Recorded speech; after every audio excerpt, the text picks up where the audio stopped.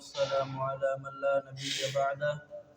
أما بعد فأعوذ بالله من الشيطان الرجيم بسم الله الرحمن الرحيم لقد أخذنا ميثاق بني إسرائيل وأرسلنا إليهم رسلا كلما جاءهم رسول بما لا تهوى أنفسهم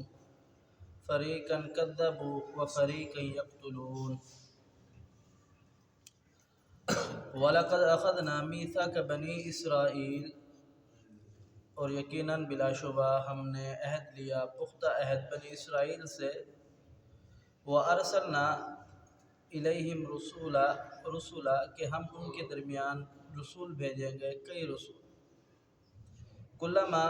جَاءَهُمْ اور جب کبھی آئے ان کے پاس رسول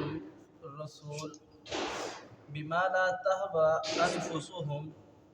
وہ چیز لے کر کہ جنہیں ان کے دل ناپسند کرتے تھے، پسند نہیں کرتے تھے، فریقا کذبوا و فریقا یقتلون تو ان میں سے ایک گروہ نے جھٹلا دیا اور ایک گروہ نے قتل کیا۔ پیارے حبیب پیغمبر علیہ السلام کی حدیث ہے، رسول اکرم صلی اللہ علیہ وسلم فرماتے ہیں کہ اس کرۂ ارض پر اگر بدترین شخصوں میں سب سے زیادہ بدترین شخص کو دیکھنا چاہتے ہو تو سب سے زیادہ بدترین شخص وہ ہے جو اس زمین میں انبیاء کو قتل کرے یا پھر انبیاء کے ہاتھوں سے قتل ہو جائے۔ سب سے اس دنیا میں برا ترین شخص یہ ہے، سب سے گناہ گار اور کبیرہ گناہ یہ ہے کہ انبیاء کو کوئی قتل کرے یا پھر انبیاء کے ہاتھ سے قتل ہو جائے۔ یہ ایسا گناہ ہے کہ جس کی بخشش ہی نہیں ہے۔ فرمایا کہ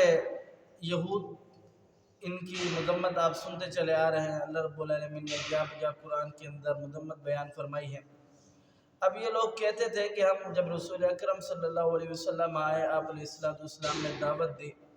آپ نے کہا کہ میری دعوت قبول کرو، اللہ رب العالمین پر ایمان لے کر کے آؤ، ایک رب کو مانو، ایک رب کی عبادت کرو۔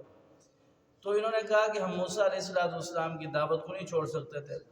اور موسیٰ علیہ السلام کی دعوت کا انہوں نے حال یہ کر دیا تھا کہ جو چیز ان کو اس کتاب میں سے، تورات میں سے پسند نہیں آتی تھی، یہ اس کے حکم کو بدل کر کے اپنے خواہشات کے مطابق کر دیتے تھے۔ اس کی مثال جیسے آپ پیچھے سن چکے ہیں کہ رسول اللہ صلی اللہ علیہ وسلم کے پاس یہ ایک معاملہ لے کر کے آئے پیارے حبیب پیغمبر علیہ السلام کے پاس کہ ہمارے افراد میں سے ایک شخص نے زنا کیا ہے، مرد عورت نے، اس کی کیا سزا بنتی ہے؟ تو پیارے حبیب پیغمبر علیہ السلام نے فرمایا کہ جو میں اب تو مسلمان ہوئے نہیں، تو آپ کی کتاب کے متعلق جو سزا بنتی ہے وہی سزا دی جائے۔ تو انہوں نے کہا ہماری کتاب کے متعلق تو یہ سزا بنتی ہے کہ ہمارے علماء نے یہ طریقہ منتخب کر رکھا ہے، رائج کر رکھا ہے، جو زنا کرے اسے لعن طعن کرے، مکالہ کر کے اسے گدھے پر بٹھا دیا جائے، اسے گلیاں گھمایا جائے۔ تو جناب عبداللہ ابن سلام رضی اللہ تعالیٰ عنہ فرمانے لگے، اللہ کے رسول ان سے کہیا ہے کہ اپنے علماء جو ان کے راہب ہیں ان کو کتاب تورات کو جاننے والے ان کو اور تورات کو ساتھ لے کر کے آئے۔ جب لے کر کے آئے تو پیارے حبیب پیغمبر علیہ السلام نے ان سے وہ تورات پڑھوائی، تو عین وہی سزا تھی جو سزا اللہ رب العالمین نے قرآن پاک کے اندر زانی کی سزا رکھی ہے یا زانیہ کی سزا رکھی ہے۔ تو اگر یہ کتاب تورات کو ماننے والے ہوتے تو پھر اس حکم کو بدلنے کی کیا ضرورت تھی؟ اللہ کا فیصلہ، اللہ کا حکم تو یہی ہے کہ اگر کوئی شخص اللہ کی حدود کو پامال کرتے تو اس کو وہ حد لگا دی جائے۔ چور نے چوری کی تو اس کے ہاتھ کاٹ دیے جائے، کسی نے قتل کیا تو قصاصاً اس کو قتل کر دیا جائے یا دیت دی جائے، اگر کسی نے زنا کیا تو اس کو کوڑے لگا دیا جائے، حد لگا دی جائے، رجم کر دیا جائے۔ اللہ کی سزا تو یہ بنتی ہے، لیکن انہوں نے ہر چیز کو اپنی خواہشات کے مطابق اپنے دین بنا رکھا تھا۔ جیسا کہ ان کے دو قبیلے تھے، بنو قریظہ اور بنو نذیر۔ اب بنو قریظہ تھوڑا سا ایسا قبیلہ تھا کہ جو تھوڑا اونچے خاندان، اونچے حسب نسب والا تھا۔ جو بنو نذیر تھا یہ تھوڑا نیچے پستی والے لوگ تھے۔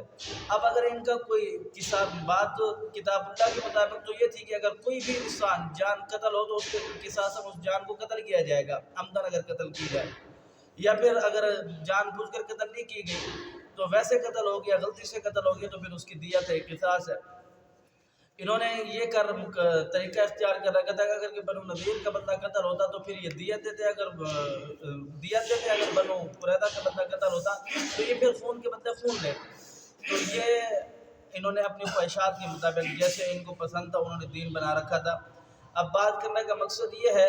کہ اللہ رب العالمین یہ بیان فرما رہا ہے کہ ان لوگوں نے صرف اپنی خواہشات کو پال کر رکھا تھا. یہ اتنا نافرمان قوم ہے کہ انہوں نے اپنی خواہشات میں اتنا آگے بڑھتے چلے گئے کہ جب ان کے پاس کوئی انبیاء، رسول، پیغمبر، نبی دین لے کر کے آتا، اللہ کی شریعت لے کر کے آتا، اللہ کا پیغام لے کر کے آتا، کیونکہ ان کے دل نافرمان ہو چکے تھے، یہ اس ہدایت کو قبول کرتے بجا لاتے ہدایت پر، لیکن انہوں نے اس سے بڑھ کر کے انبیاء کرام علیہ السلام کو قتل کرنا شروع کر دیا. تو فرمایا کہ اس پورے عالم میں سب سے بدترین شخص وہ ہے جسے انبیاء کے ہاتھوں سے جو قتل کیا گیا یا جس نے انبیاء کو قتل کیا. اللہ سمجھنے والے کی توفیق دے. اقول قولی ھذا استغفر اللہ لی ولکم ولسائر المسلمین.